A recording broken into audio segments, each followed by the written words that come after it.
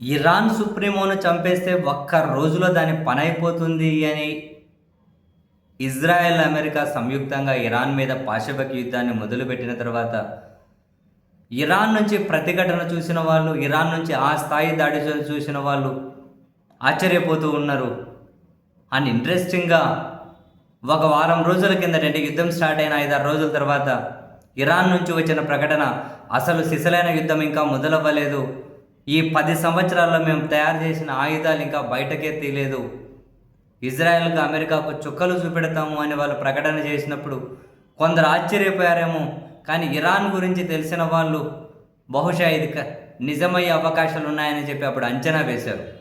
Scene cut చేస్తే Iran చేస్తున్నటువంటి దాడులు ఇప్పుడు అమెరికా స్థావరాలను ధ్వంసం చేసుకుంటూ ఇజ్రాయెల్ రక్షణ వ్యవస్థను చీల్చి చెండాడుతూ నిజంగా ఆశ్చర్యపోతుంది ప్రపంచం, ఇరాన్కి ఇది ఎలా సాధ్యమైంది అని.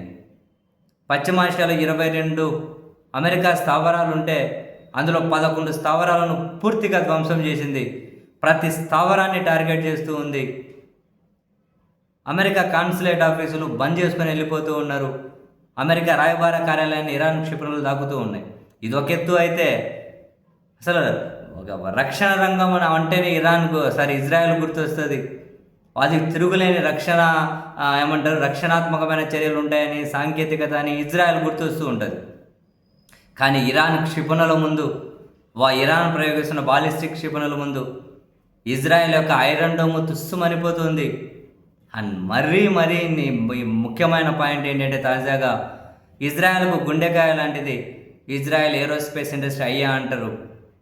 దాని మీద ఇరాన్ దాడి చేయడం, దాన్ని ఇరాన్ కొంతవరకు దెబ్బతీయడం, ఇజ్రాయెల్ ఆ సెంటర్ ఎంత కీలకం అంటే శాటిలైట్ ద్వారా నిఘా సమాచారాన్ని సేకరించడం, వాయు యుద్ధ విమానాలకు ఆ సమాచారం పంచుకోవడం, మొత్తం ఇజ్రాయెల్కి సంబంధించిన రక్షణాత్మకమైన చర్యలన్నింటినీ అండ్ ఇజ్రాయెల్కి సంబంధించినటువంటి ఏ క్షిపణి వస్తుంది, మనం దేన్ని దాడి చేయాలి, దేన్ని అడ్డుకోవాలి, ఎవ్రీథింగ్ కంట్రోల్ చేసేది. దాని మీద ఇరాన్ దాడి చేయగలిగింది. దాని చుట్టూ ఉన్న రక్షణ వ్యవస్థలను మొత్తం దాటుకొని మరి అండ్ ఇప్పటికే